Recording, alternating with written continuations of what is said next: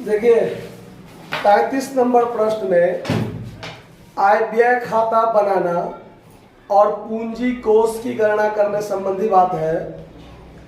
तो इसमें आपको सबसे पहले जो सवाल दिया हुआ है, प्राप्ति भुगतान खाता दिया हुआ है। प्राप्ति भुगतान खाता से संबंधित आपको नीचे कुछ एडजस्टमेंट दिया हुआ है।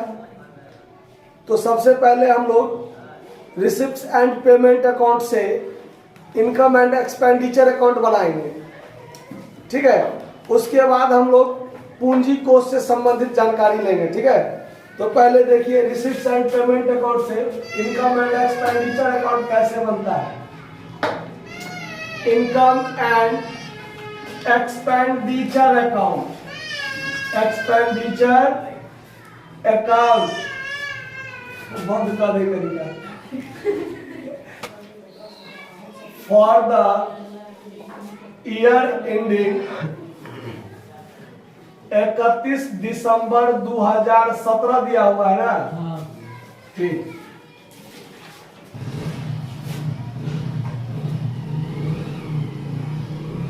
फॉर्मेट तो आता है ना सबको। यहां पर होगा आपका expenditure, expenditure amount, income amount. अब देखिए प्राप्ति भुगतान खाता के भुगतान साइड में जो भी खर्चा है, उस खर्चा में से जो भी आयगत खर्चा है, वो आयगत खर्चा कहाँ आ जाएगा, एक्सपेंडिचर में, इनकम एंड एक्सपेंडिचर अकाउंट में। तो सबसे पहला है आपका सैलरी 15,000 का। अब सैलरी से संबंधित एडजस्टमेंट में भी कुछ दिया हुआ है कि नहीं, वो देखिए। सवाल में दिया हुआ है, देखिए 31/12/2017 को अदत्त वेतन 1500 का था। 31/12/2017 हम मना रहे हैं 31/12/2017 को। इसका मतलब वर्तमान साल के अंत में 1500 रुपया अदत्त वेतन है। 1500 रुपया क्या है, तो उसको जोड़ लेंगे यहाँ पर। तो सबसे पहले लिखिए टू सैलरी 15,000 और 1500 इसमें ऐड हो जाएगा आउटस्टैंडिंग सैलरी करके, तो यहां पर हो जाएगा 16,500, ठीक है। उसके बाद है बिलियर्ड टेबल। यह बिलियर्ड टेबल अस्थाई संपत्ति है।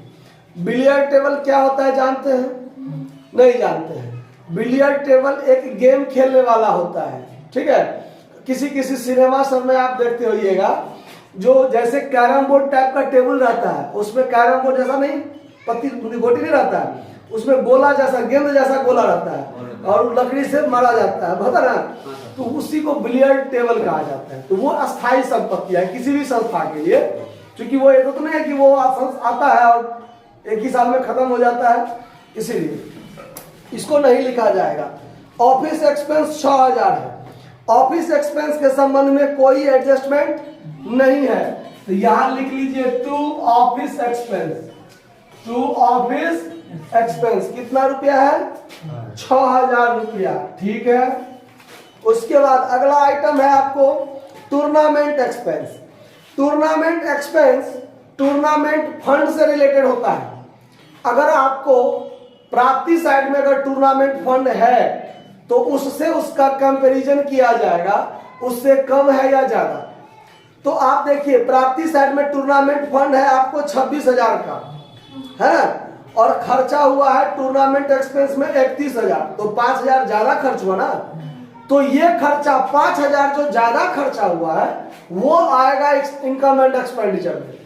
अगर फंड से कम खर्चा हुआ रहता तो फिर उस खर्चा का कोई जिक्र होता ही नहीं, वो खर्चा फंड से होता।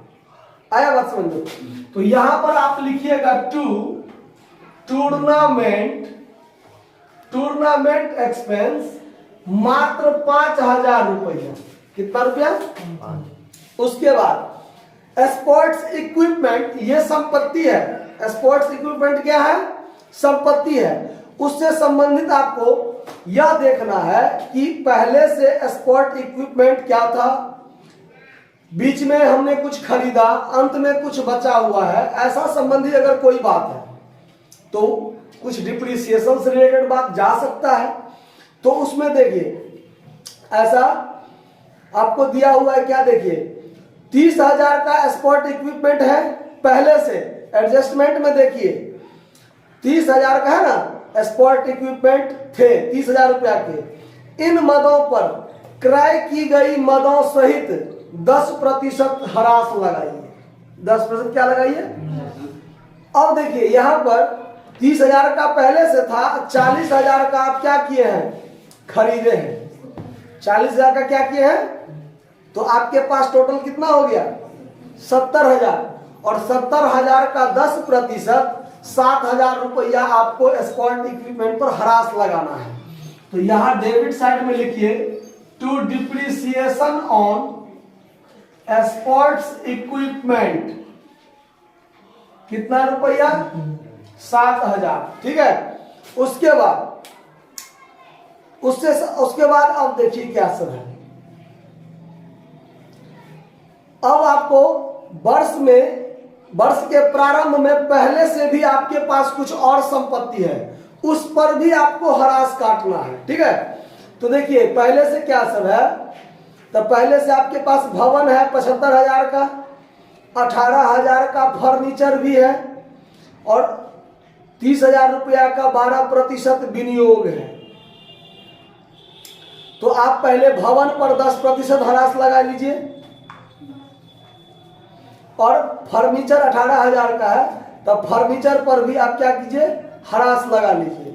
तो चलिए depreciation on building, to depreciation on building 7,500, depreciation on furniture 18,000 का था ना, 18,000 का 10% 1,800। अब चलिए उसके बाद और इससे संबंधित कोई बात इसमें फिलहाल नहीं है। विनियोग 12% विनियोग है, तो उससे संबंधित अभी कुछ बात नहीं, ठीक है। उस पर 12% विनियोग पर आपको ब्याज जो संबंधित बात है, वो संबंधित बात ब्याज जो आमदनी होगा उसके बारे में कहीं कोई जिक्र नहीं किया हुआ है, ठीक है। चलिए पहले अब आइए प्राप्ति साइड में। प्राप्ति साइड में क्या सब है, क्रेडिट साइड में आइए। अंशदान सब्सक्रिप्शन है 52,000 का, है ना। ट्रू बैलेंस बीडी तो होगा नहीं, सब्सक्रिप्शन 52,000 का। 31/12/2017 को यानी साल के अंतिम दिन अदत्त चंदा है 2,000, और 31/12/2016 को अदत्त चंदा था 3,000। तो पिछले साल भी 3,000 चंदा बाकी था, वर्तमान वर्ष में भी 2,000 चंदा क्या है, अदत्त है। तो पहले पिछला साल वाला चंदा मिला होगा, उसको हम लोग क्या करेंगे, घटा लेंगे, और फिर वर्तमान वर्ष का जो अदत्त चंदा है उसको क्या कर लेंगे, जोड़ लेंगे। तो यहां पर लिखेंगे बाय सब्सक्रिप्शन 52,000 है ना, इसमें लेस कीजिए outstanding subscription for previous year 3,000 है पिछले साल का, तो वो 3,000 क्या कर लीजिए, घटा लीजिए, तो बचा 49,000, और उसमें ऐड कर लीजिए आउटस्टैंडिंग फॉर करेंट ईयर 2,000। तो टोटल कितना हो गया, यानी वर्तमान वर्ष का चंदा वास्तव में 51,000 का होगा, ठीक। इंट्रांस फी है 5,000 का, तो बाय इंट्रांस फी लिख लीजिए। बाय इंट्रांस फी कितना है 5,000। टूर्नामेंट फंड का तो कोई चर्च ही नहीं होगा। Sales of newspaper 1,000, by sales of newspaper कितना है 1,000 रुपया, ये हो जाएगा। उसके बाद वसीयत पूंजीगत प्राप्ति होता है, इसको इसमें नहीं लिखा जाएगा। बात समझ में आ गया, क्लियर। देखिए अब अगला आइटम जो है आपका, देखिए एडजस्टमेंट में 12% विनियोग जो है कितना का 30,000 रुपया का। तो इस 30,000 पर 12% के दर से पूरे साल का क्या होगा, ब्याज प्राप्त होगा। वो आपको प्राप्ति भुगतान साइड के मतलब प्राप्ति भुगतान खाता के डेबिट साइड यानी प्राप्ति में कहीं भी ब्याज हमको मिला है इसका कोई जिक्र है नहीं है। इसका मतलब 30,000 पर 12% के दर से 3600 रुपया जो ब्याज होगा ये पूरा का पूरा ब्याज क्या है, बाकी है, हमको ब्याज मिलना चाहिए, है ना। तो ये प्राप्ति भुगतान खाता में नहीं है लेकिन इनकम एंड एक्सपेंडिचर में होगा। क्यों होगा? तो इनकम एंड एक्सपेंडिचर में बात उधारी हो चाहे नकदी में प्राप्त हुआ सब लिखाता है। तो यहां पर लिखेंगे by accrued interest on investment. ये जो 30,000 का 12% कितना, 3600 रुपया, ये टोटल आपका हो गया। अब आप यहां पर क्या कीजिए, जोड़िए। तो क्रेडिट साइड का जोड़ कितना हो जाएगा, 51, 52, 52 5, 57, 57 3, 60, 60,600, 60,000, यहां भी 60,600। इसमें से घटेगा 16 6 22, 22 5 27, 27 7 34, 34 7 41, 41 1 42, 43,800, 43,800 इसमें से घटाइए तो 16 में से 8 गया तो 800, 9 में से 3 गया 6 और 5 से 16,800 है आंसर, 16,800 है।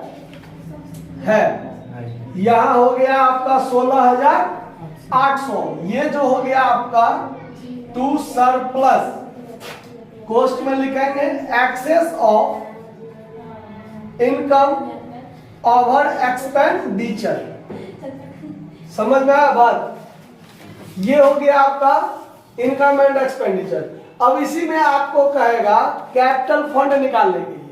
तो कैपिटल फंड निकालने के लिए आपको पहले बैलेंस शीट बनाना पड़ेगा। देखिए यहां बनाते हैं, यहां बनाते हैं, ध्यान से देखिए, यहां हम बनाते हैं बैलेंस शीट। क्या बनाते हैं? Balance sheet. ये बैलेंस शीट जो आपका होगा वो एज ऑन 1 जनवरी 2017, या इसको आप 1 जनवरी 2017 के बदले में 31/12/2016 भी लिख सकते हैं। दोनों सेम होगा क्योंकि पिछले साल का जो क्लोजिंग बैलेंस शीट होगा वर्तमान वर्ष का वही ओपनिंग बैलेंस शीट होगा ना। अब ये ओपनिंग बैलेंस शीट जब आप बनाइएगा, ये आपका ओपनिंग बैलेंस शीट है, तो ये जब आप बनाइएगा तो इधर आपका लायबिलिटी होता है और इधर आपका क्या होगा, एसेट्स होगा। ठीक है, तो आप सवाल से आपको खोजना है कि हमारे सवाल के लिए संपत्ति कितना है। एसेट्स साइड का टोटल आइटम यहां लिख लेंगे, लायबिलिटी अगर कोई है तो उसको लिख लेंगे, फिर दोनों साइड का जो अंतर होगा, क्योंकि एसेट्स में से लायबिलिटी घटेगा तो आपका कैपिटल फंड निकलेगा। समझ में आया? अब देखिए इसमें आपको खोजना है कि संपत्ति में क्या सब होगा।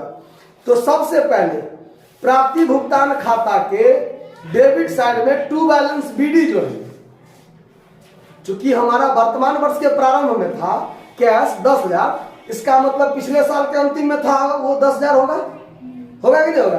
तो वो कैश जो आपका टू बैलेंस बीडी है वो ओपनिंग बैलेंस शीट में कैश होगा कितना, 10,000। ठीक है, उसके बाद देखिए पिछले साल के अंत में जो चंदा होगा बाकी, पिछले साल के अंत में, तो 31/12/2016 को जो अदत्त चंदा है 3,000, वो हो जाएगा आउटस्टैंडिंग सब्सक्रिप्शन। कितना, 2,000 ना, नहीं 3,000 है। पिछले साल के अंतिम में 3,000 बाकी था, अब वर्तमान वर्ष के अंत में 2,000 चंदा बाकी है, तो वो वर्तमान वाला बैलेंस शीट मैंने क्लोजिंग बैलेंस शीट में जाएगा। वर्तमान वर्ष के अंत में जो बकाया सो, अब पिछले वर्ष के अंत में जो बकाया था वो पिछले साल के बैलेंस शीट में जाएगा, तो वो आउटस्टैंडिंग सब्सक्रिप्शन कितना, 3,000। उसके बाद लायबिलिटीज में चलिए, लायबिलिटीज में देखिए आउटस्टैंडिंग सैलरी जो 1,500 है वो 31/12/17 को है, वो प्रारंभ में तो नहीं है, तो वो इसमें नहीं जाएगा। अगर ये पिछले साल का बैलेंस रहता आउटस्टैंडिंग सैलरी तब यहाँ जाता, लेकिन नहीं है। चलिए छोड़िए इसको। पिछले साल 1 जनवरी 2017 को क्लब के पास कौन कौन सा संपत्ति है, वो सारा संपत्ति तो इसमें जाएगा ना। तो पहले से संपत्ति था बिल्डिंग 75,000, बिल्डिंग कितना का 75,000 का, फर्नीचर कितना का 18,000 का, इन्वेस्टमेंट कितना का 30,000 का, और स्पोर्ट्स इक्विपमेंट, थोड़ा दिक्कत हो गया जगह का, वो ध्यान रखिएगा 30,000। इतना ही संपत्ति है ना। पहले से कितना संपत्ति है, यही था ना कि 75,000 का बिल्डिंग था, 18,000 का फर्नीचर था, इन्वेस्टमेंट 30,000 का था 12% ब्याज पर, और स्पोर्ट इक्विपमेंट था 30,000 का। इतना ही संपत्ति था और कोई कर्जा भी नहीं था। बात खत्म। इसी टोटल को जोड़िए, 30 30 60, 60 10 70, 70 70 140, 150, 153, 158, 158 8, 166, 1,66,000 है। देखिए ना कैपिटल फंड, तो ये टोटल 1,66,000, यहां भी टोटल हो जाएगा 1 लाख।